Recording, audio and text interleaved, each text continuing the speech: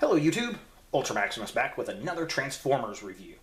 This time we're taking a look at another third-party figure, and it's the Impossible Toys TS-02 Rebelor, the TRNS Transitional Robot Neural Soldiers Tetra Squadron, or not Thundercracker.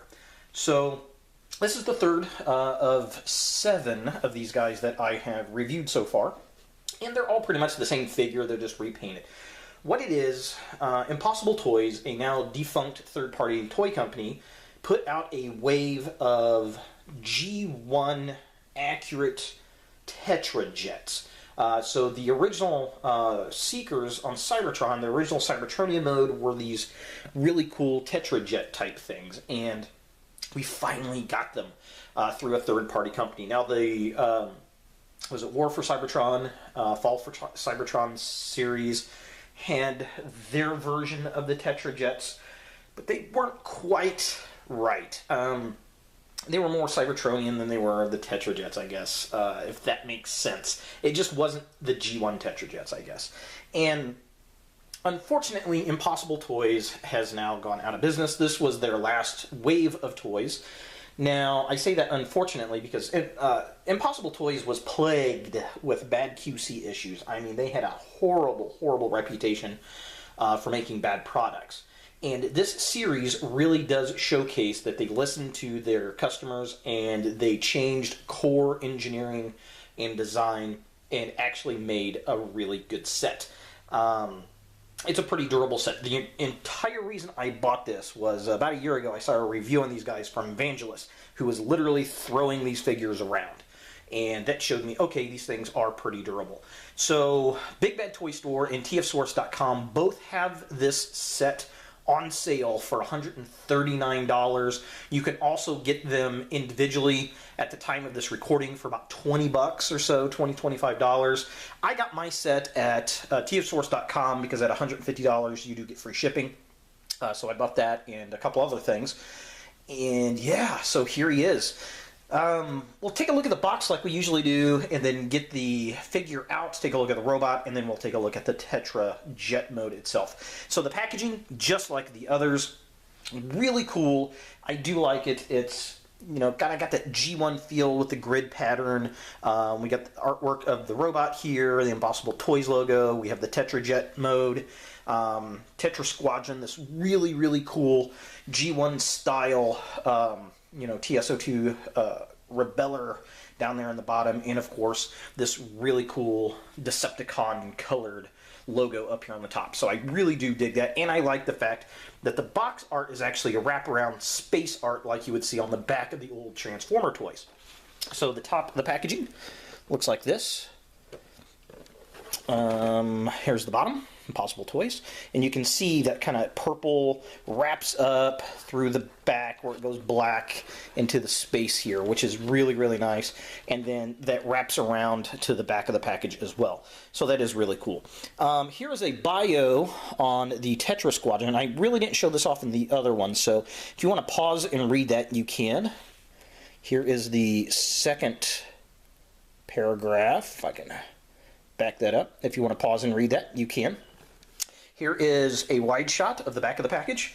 Again, we have the same artwork of Rebelor right there, and we also have his bio. So if, let me zoom this up. There is his little slogan. If you want to pause and read that, you can. There is his first paragraph. If you want to pause and read that, you may. And then there's the second paragraph. If you want to pause and read that, you may. So yes, there is Rebelor in his glory. Let's get him out of the package and see what the robot actually looks like. Alright, so here we have Rebelor out of package. And, well, he's blue. He is very, very blue. Again, this is just a repaint of all of the figures. I mean, it's the same mold. He does have the non-cone head, so he's got the one like Skywarp and Starscream, and of course Thundercracker here. And the color pattern is really nice. I do like it. I like the color blue. I do like the silver. The red, however, looks a bit pinkish to me. It's just not as red as I would like it to be, I think. But other than that, really not too terribly bad. He stands pretty decent. I do like that. Again, we have the red around the paint there. We've got his turbine in the back is silver painted, which is nice. I wish they would have done that with the Prankster figure, or not Skywarp.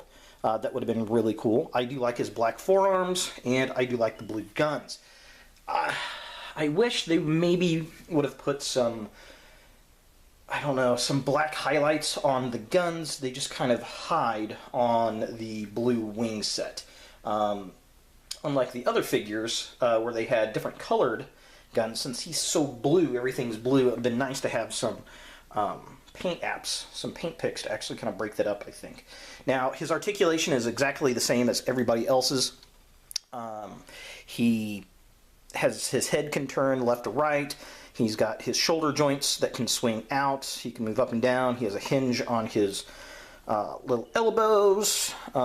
He does have knee joints. It's all pretty much the same. So, yeah, there he is. Kind of a close-up of him. Again, it's basically the same figure. He's just painted blue.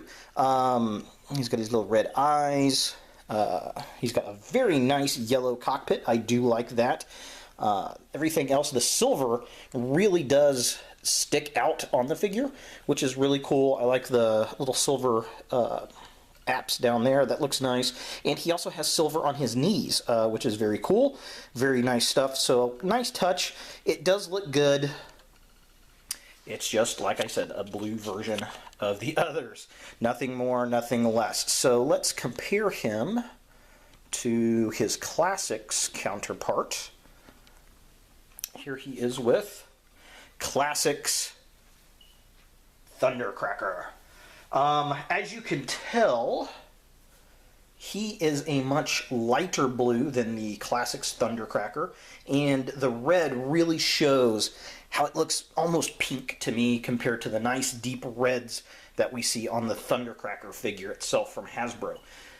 That's probably my biggest gripe about it, really. That and the lack of other paint apps on the guns. Again, to kind of differentiate from the wing set. Like all the other figures, his face is just a little bit off. It just looks like there's too much paint on it or something. The mold is just, I don't know, the sculpt is just blah. It's just kind of there. And the other thing about this guy, the hips area, the hips and legs, looks a little bit off. But that may be from that very elongated cockpit. I don't know. It just seems a bit weird to me. But at any rate, there it is. There's Thundercracker, and there is good old Rebelor.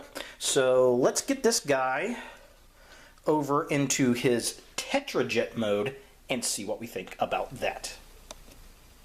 Alright, so here we have Rebelor in his Tetrajet mode, and it looks pretty good. I like it.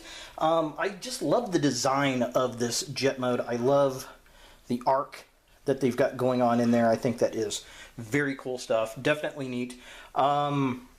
It is pretty much the exact same paint scheme as Prankster or the Skywarp figure, and I'm going to presume that Starscream is going to be the same way, except of course he is blue and red. But the red, if that red just needs to be a little bit deeper for me. I love the blue. I love the silver paint picks everywhere. It looks really, really nice.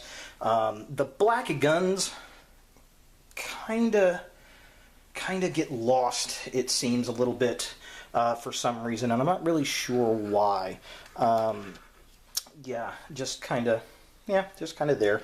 I like the vents back here, looking really cool, and the silver turbine on the back, which is really, really nice. I just wish they would have done that with the Skywarp figure. I think that would have looked really, really cool. So there's a close-up of the jet mode, Tetra jet mode. And again, it's just that that red is just a little off. It's just a bit off to me. I'm not particularly sure why. It just, like I said, it looks a little pink to me. Let's look at him with Thundercracker. So there are the two together. Drastically different. Again, I really do like the red on the Thundercracker. That just really, really sticks out on the blue. He's a little lighter blue than the Thundercracker, but that's okay. It's really more show accurate. That's more of the blue that I remember from Thundercracker on the show than this Classics figure, which is a little bit dark to me. So, again, just a little bit more red would have been spectacular.